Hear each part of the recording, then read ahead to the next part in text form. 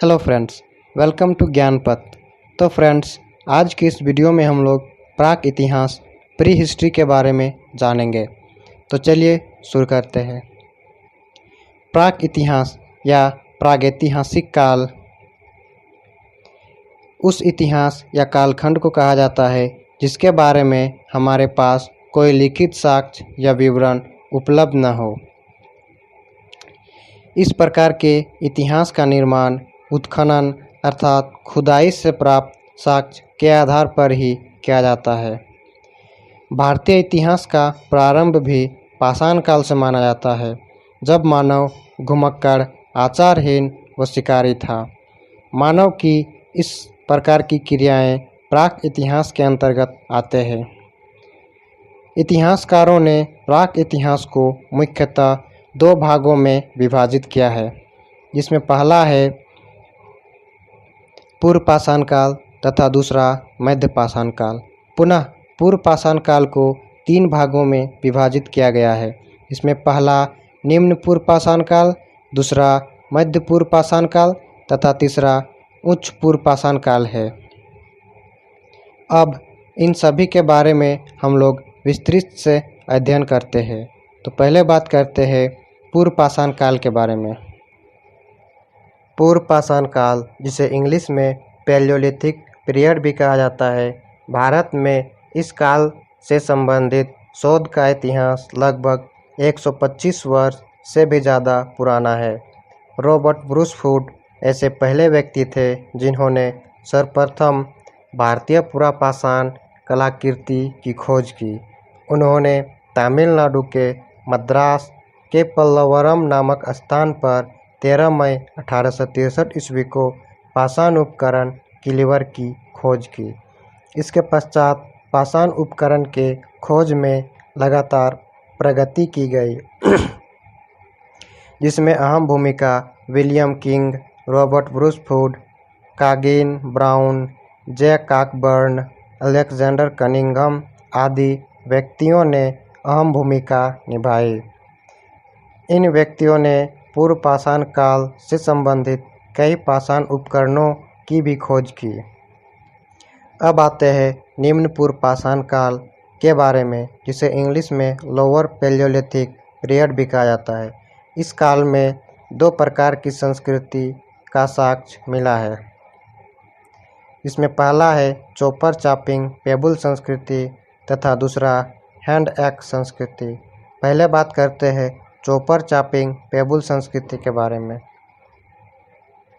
Chopper chopping संस्कृति सोहन नदी के किनारे फली फूली थी, जिसके कारण इसे सोहन संस्कृति के नाम से भी जाना जाता है।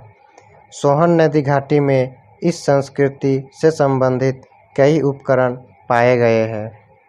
इस संस्कृति के प्रमुख उपकरण थे चॉपर चॉपिंग तथा फलक, जिसमें फलक प्रमुख या मुख्य रूप में इस्तेमाल किया जाता था। अब बात करते हैं हैंड एक्स संस्कृति के बारे में। इस संस्कृति को एस्लुलोन संस्कृति के नाम से भी जाना जाता है। इस संस्कृति के सर्वप्रथम उपकरण मद्रास से मिला था, जिसके कारण इसे मद्रासियन संस्कृति के नाम से भी जाना जाता है। इस संस्कृति के प्रमुख उपकरण हैं हैंड एक्स, किलीवर, स्क्रैपर, क्रोड तथा फलक इत्यादि। इस संस्कृति के उपकरण भारत के अधिकांश क्षेत्रों से प्राप्त किया गया है, जिसमें प्रमुख है उत्तरी क्षेत्र से कश्मीर घाटी तथा श्रीनगर, पश्चिमी क्षेत्र से राजस्थान व गुजरात, दक्कन के पठारी क्षेत्र से पश्चिमी महाराष्ट्र तथा कर्नाटक के पठारी क्षेत्र, दक्षिणी क्षेत्र से तमिलनाडु व आंध्र प्रदेश, पूर्वी क्षेत्र से बिहार, झारखंड, पश्चिम बंगाल तथा उड़ीसा, मध्य क्षेत्र से संपूर्ण मध्य प्रदेश तथा उत्तर प्रदेश के दक्षिणी पठारी क्षेत्र से हैंड एक्स संस्कृति से संबंधित उपकरण पाए गए हैं। अब बात करते हैं मध्य पूर्व पाषाण काल के बारे में, जिसे मिडिल पैलियोलिथिक पीरियड भी कहा जाता है। इस काल की सर्वप्रमुख विशेषता मानव के तकनीकी ज्ञान में हुआ सुधार व विकास था। इसकी झलक हमें उनके हथियार निर्माण से पता चलता है।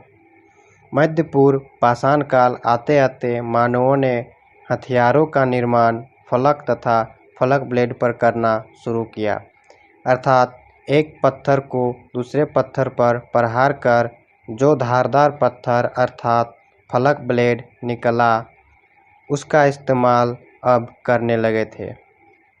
वाकई मानव विकास की यह पहली सीढ़ी थी। मध्य पूर्व पाषाण काल के प्रमुख उपकरण थे फलक ब्लेड, स्क्रैपर, छिद्रक, ब्यूरीन तथा बेधक मुख्य रूप से इस्तेमाल किए जाते थे। पुरातत्वविदों को फलक ब्लेड तथा स्क्रैपर अधिक मात्रा में प्राप्त होने के कारण मध्य पूर्व पाषाणिक संस्कृति को फलक संस्कृति के नाम से भी जाना जाता है या संबोधित करते हैं। इस काल से संबंधित उपकरण भारत के विभिन्न प्रदेशों से प्राप्त होते हैं। अब आते हैं हम लोग उच्च पूर्व पाषाण काल के बारे में, जिसे अपर पैलियोलिथिक पीरियड भी कहा जाता है। इस काल तक आते आते मानवों ने ब्लेड उपकरण को प्रधानता दी, अर्थात ब्लेड उपकरण का अत्यधिक इस्तेमाल होने लगा। ब्लेड सामान्यतः पतले एवं संकरे पत्थर के उन फलकों को कहा जाता है जिसकी लंबाई उसकी चौड़ाई से लगभग दोगुनी अधिक होती है। इस काल की प्रमुख विशेषता यह थी कि इस समय तक तकनीकी का इतना विकास हो गया था कि हर कार्य के लिए विशेष रूप से विभिन्न उपकरण आवश्यकता अनुसार बनाए जाने लगे। इस काल की प्रमुख उपकरण थे। इस काल के मानवों ने पत्थर के उपकरणों के साथ साथ अब हड्डी, हाथीदांत तथा सींगों आदि हथियारों का या उपकरणों का भी इस्तेमाल करने लगे। पाषाण उपकरणों की अगर बात करें तो उच्च श्रेणी के पाषाण हथियार स्क्रैपर, बेधक, चंद्रिका तथा छिद्रक आदि पाषाण उपकरणों का भी इस्तेमाल इस काल में होता था। इस काल के उपकरण भारत के लगभग सभी राज्यों से प्राप्त हुआ है, केवल कुछ राज्यों को छोड़कर। आज की इस वीडियो में बस इतना ही। मध्य पाषाण काल के बारे में हम लोग नेक्स्ट वीडियो में बात करेंगे। तब तक के लिए इस चैनल को सब्सक्राइब कर वीडियो को लाइक व शेयर ज़रूर करें। किसी भी ओपिनियन